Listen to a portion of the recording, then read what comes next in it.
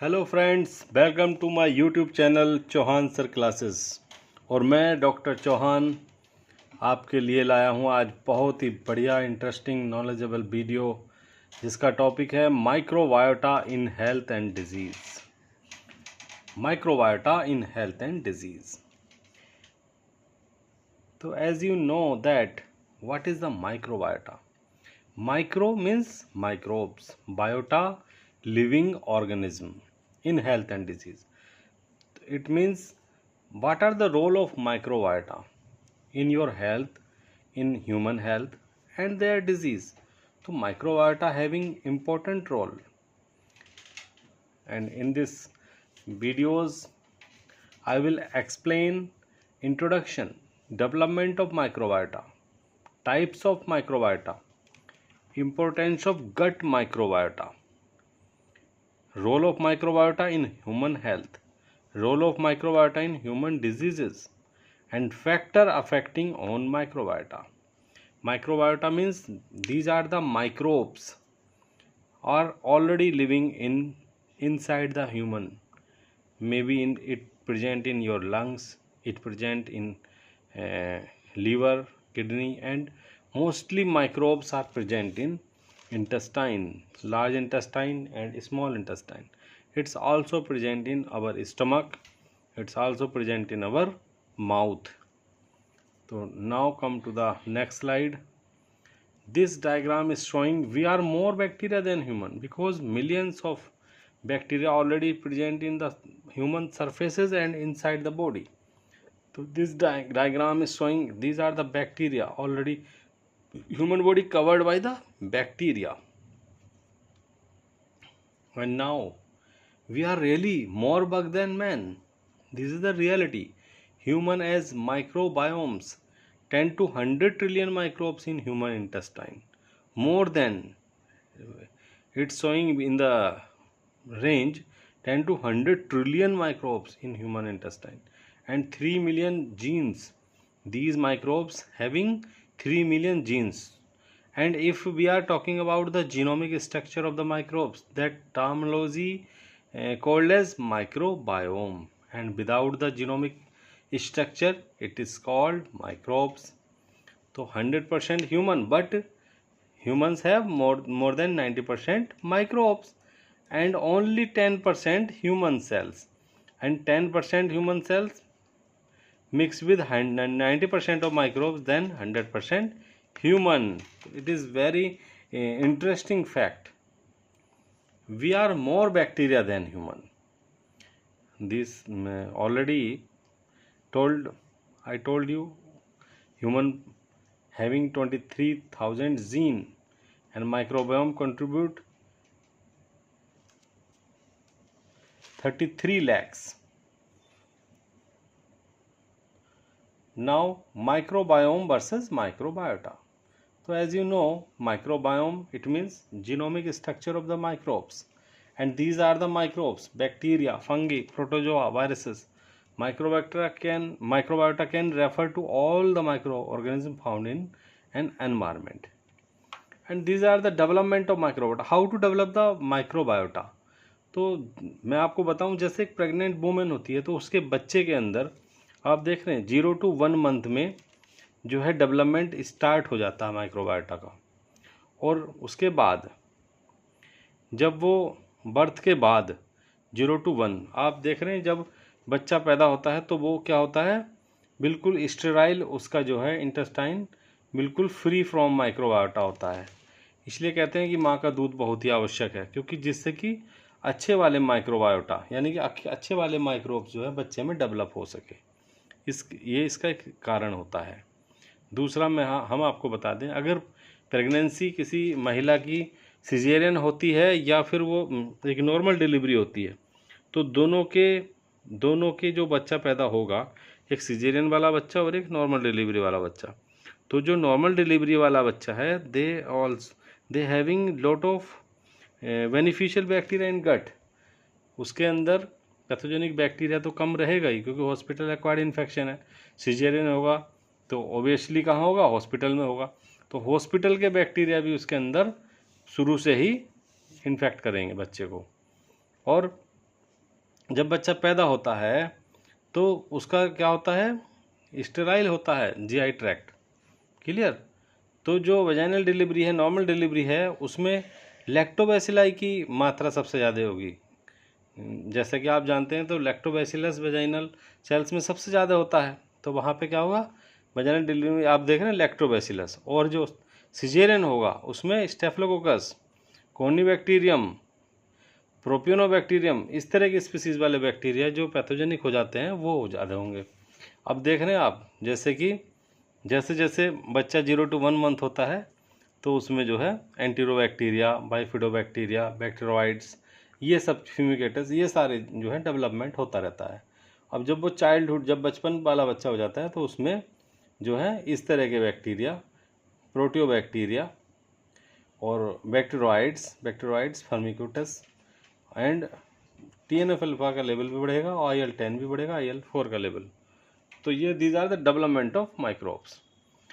The microbes colonization, 4 phases में colonization होती है। सबसे पहली फेज में स्टेराइल गट होता है। फेज 2 में इनिशियल एक्विजिशन होता है जो हमारे वेजाइना, फिकस और हॉस्पिटल द्वारा होता है। फेज 3 में ब्रेस्ट फीडिंग जब बच्चा करता है तो breast feed more bifidobacteria up to 90% of flora breast feed से बच्चे को मिलता है, 90%।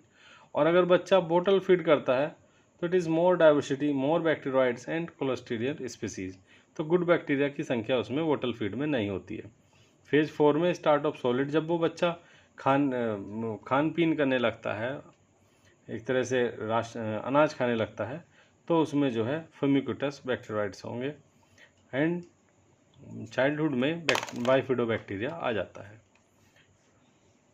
अब माइक्रोबायोटा कितने प्रकार के, तो माइक्रोबायोटा में bacteria, archaea, fungi, protist and protozoa and non living viruses microbiota का पार्ट है। और ह्यूमन माइक्रोबायोटा में consist of A total of 90, 100 और 1000 different species of micro organism. Human microbiota में कितने होते हैं आप याद रखेंगे, 900 से 1000 डिफरेंट स्पीसीज के माइक्रो ऑर्गेनिज्म कहाँ होते हैं, ह्यूमन माइक्रोबायोटा में होते हैं। याद रखेंगे आप, ये बहुत अच्छे सवाल है। अब आप देख सकते हैं क्लासिफिकेशन ऑफ माइक्रोबायोम। तो बैक्टीरिया कौन कौन से होते हैं आप पढ़ लीजिए। फर्मिक्यूटस है, बैक्टीरियोइड्स है, प्रोटियोबैक्टीरिया, बर्मिकोबैक्टीरिया, एसिनोबैक्टीरिया, फिजो एंड साइनोबैक्टीरिया। आर्किया हैं, फंगाई हैं, ईस्ट कैंडिडा एंड वायरसेस हैं जो बैक्टीरियोफाज। तो बैक्टीरियोफाज तो हर जगह है। Bacteriophage means which viruses engulf the bacteria, bacteria eater भी बोलते हैं इसको हम। अब बैक्टीरिया की क्लासिफिकेशन है जो हमारे जो है ग्राम पॉजिटिव, ग्राम नेगेटिव, और ये जो लैक्टोबैसिलस है हमेशा ध्यान रखना ग्राम पॉजिटिव होता है, ठीक है। और ये डिजीज़ भी दे रखी है कौन कौन सी डिजीज़ ये करते हैं। Next, archaea and yeast and candida. Residing sites of human microbiota, these are the residing sites. Anatomical, skin में कौन कौन से बैक्टीरिया होते हैं, 20 स्किन साइट्स में जो है 205 आइडेंटिफाइड जेनरा हैं और 19 बैक्टीरियल फाइला है। तो कुल मिला के स्किन पे भी बहुत ज़्यादा बैक्टीरिया होता है। अब हमारा skin human body largest organ है, as you know. colonized by a diverse era of microorganisms, most of which are harmless, beneficial to the host. तो predominant resident micro organism of the skin, skin के अंदर normally 9 type के bacteria मैंने लिख दिए हैं, ये सब जो हैं स्किन में नॉर्मली पाए जाते हैं, क्लियर। अब GIT में गट माइक्रोबायोटा है, इसमें 3 मिलियन जीन्स होते हैं और 150 times genetically varied than human body से, 150 गुना ज़्यादा इसके अंदर जीन पाए जाते हैं, ये ध्यान रखना आप। और gut microbiota of each individual is unique, it can heavily contribute to how a person fight disease. तो ये बताता है कि गट माइक्रोबायोटा की वजह से ही हमारी कहीं ना कहीं इम्यूनिटी डेवलप होती है। और आज मैं आपको एक बहुत विशेष बात बताने जा रहा हूँ। जैसे आप जानते हैं कि विटामिन B12 की डिफिशियंसी या विटामिन B12 जो सिंथेसिस होता है वो हमारा लैक्टोबैसिलाई और कुछ बैक्टीरिया हमारे उसमें हेल्पफुल होते हैं, ठीक है, विटामिन B12 को सिंथेसाइज करने के लिए। और सबसे बड़ी बात है कि जो अभी नई रिसर्च हुई है, जो H. पाइलोरी है, हेलिकोबैक्टर पाइलोरी इन्फेक्शन है, उस इन्फेक्शन में भी बैक्टीरिया का रोल है। इसमें भी अगर कुछ एच पाइलोरी अगर बढ़ता है या घटता है तो विटामिन सिंथेसिस पे इफ़ेक्ट आता है। इट मीन्स अगर किसी को एच पाइलोरी है तो उसको विटामिन B12 की डिफिशियंसी ज़्यादा पाने के होने के चांस बने रहते हैं। क्लियर हो गई बात? तो ये 2 चीज़ें मैं आपको बता दी आज। उसके बाद गट माइक्रोबायोटा, इसमें वही चीज़ों को दिखाया है कि स्टमक में 10⁻² टू 10⁻4 यानी कि 100 से 10,000 बैक्टीरिया पर ml स्टमक में मिलता है, जिसमें lactobacillus, propionibacterium, streptococcus and staphylococcus. Small intestine में उससे भी ज़्यादा होता है और कोलोन में सबसे ज़्यादा होता है। ठीक है। और जो आप देख रहे हैं ये वाला जो ट्रांसवर्स कोलोन है, यहाँ सबसे ज़्यादा बैक्टीरिया होता है। आपको जानकारी के लिए बता दूं, यहाँ पे सबसे ज़्यादा बैक्टीरिया पाया जाता है। ये किसका होता है?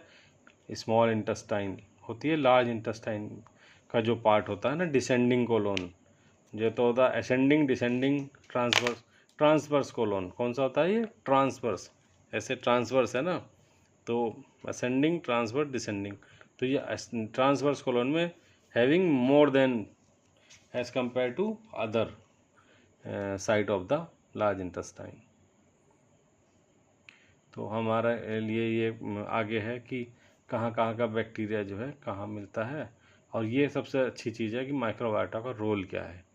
तो माइक्रोबायोटा एक सिम्बायोटिक रिलेशनशिप बनाता है डिफरेंट ऑर्गेनिज्म के बीच में, और शेपिंग, मेंटेनिंग इम्यूनिटी को बता ही दिया मैंने। It's also having important role in innate and adaptive immunity, and it's also having productive function, barrier का काम करता है हमारी बॉडी के लिए। तो माइक्रोबायोटा हमारे लिए फ्रेंड है। प्रोटेक्टिव फंक्शन उसी को मैंने रिपीट किया है। अब ये देख रहे हैं आप, good and bad bacteria flora, good and bad. अब एंटीबायोटिक हमारे लिए नुकसानदायक इसलिए ही होती हैं क्योंकि antibiotic never find out the which is the good and which is the bad bacteria. It kill the all microbes, जिसमें हमारे हेल्पफुल और जो हमारे लिए हार्मफुल है, हेल्पफुल है, हार्मफुल, यानी कि दोस्त से दुश्मन दोनों को मार देता है। जैसे परमाणु बम अगर कहीं गिर जाए तो वो ये नहीं देखेगा कि इसमें मरने वाला कौन है। ठीक है। उसके लिए तो जानवर, इंसान जो भी होगा, किसी भी देश का प्राणी हो, वो सभी को नुकसान देता है, इसलिए वो बड़ा ही घातक होता है परमाणु बम। ठीक है। तो role of microbiota in health, ये रिपीट हो रहा है। Gut microbiota in health and symbiosis, किस तरह से सिम्बायोसिस बनाता है गट के साथ। Gut microbiota health, innate immunity, these are the mechanism. क्या मैकेनिज्म है कि हमारा जो है किस तरह से गट माइक्रोबायोटा हमारा काम करता है, ये इसमें शो कर रहा है। और ये पूरा adaptive immunity, how to develop the immune cells, है नी। और कौन कौन से फैक्टर हैं जो हमारे गट माइक्रोबायोटा को इफेक्ट डालते हैं। आप देख रहे हैं ब्रेस्ट फीडिंग फैक्टर है, क्योंकि ब्रेस्ट फीडिंग कराएंगे तो बच्चे में गट माइक्रोबायोटा बढ़िया रहेगा आपके बच्चे में। डाइट का बड़ा इफेक्ट है, अच्छा खाना खाएंगे तो माइक्रोबायोटा बढ़िया ही होगा। एक्सरसाइज करेंगे, गट माइक्रोबायोटा मेंटेन रहेगा। ठीक है। अब यहाँ पे एजिंग होगी, धीरे धीरे जो है बुढ़ापा आता जा रहा है, तो गट माइक्रोबायोटा की क्वालिटी घटती जा रही है। अब यहाँ डिजीज़ हो रही है तो गट माइक्रोबायोटा भी यहाँ देख रहे हैं आप कम होता जा रहा है। ड्रग्स का तो पता ही है आपको, सबको किल कर देगा। जियोग्राफिकली भी इसका बड़ा इफेक्ट है कि आप किस एरिया में रहते हैं, वहाँ के गट क्या है। अब बर्थ का मोड देख रहे हैं आपकी, सिजेरियन है या नॉर्मल है, स्टार्टिंग से लेके एंड तक जो है हमारा फैक्टर्स हैं। These are the factors that can influence the composition and function of the gut microbiota. और ये हमारा पिक्चर दिखा रहा है कि इधर डिजीज़ हैं, इतनी सारी डिजीज़ हैं, और इधर हमारी हेल्थ है। तो आप देख रहे हैं इसमें CBD भी है, बड़ी बड़ी बीमारियां जो हैं इसमें दिखाई दे रही हैं कि सैचुरेटेड फैटी एसिड इनटेक का इफ़ेक्ट है, अल्टर्ड pH है। तो ये पिक्चर भी बहुत इंपॉर्टेंट है। Role of microbiota in disease, तो ये मैं role of microbiota in disease, role of, इसको मैं अगले नेक्स्ट लेक्चर में आपको डिटेल में समझाऊंगा कि what are the role of microbiota, किस तरह से बीमारी में काम करती है। तो मुझे आई होप आपको बहुत अच्छा लगा होगा आज का वीडियो। तो मेरे इस चैनल को सब्सक्राइब करें, बेल आइकन का बटन दबाएं और लाइक करना कभी ना भूलें और अपने दोस्तों को भी शेयर करें ताकि जो अपने व्यूअर्स हैं वो बढ़ते रहें। और मेरा जो टारगेट है 1 मिलियन सब्सक्राइबर का है। तो आप सभी को मेरा नमस्कार, बहुत बहुत धन्यवाद और गुरु पूर्णिमा की आपको शुभकामनाएं।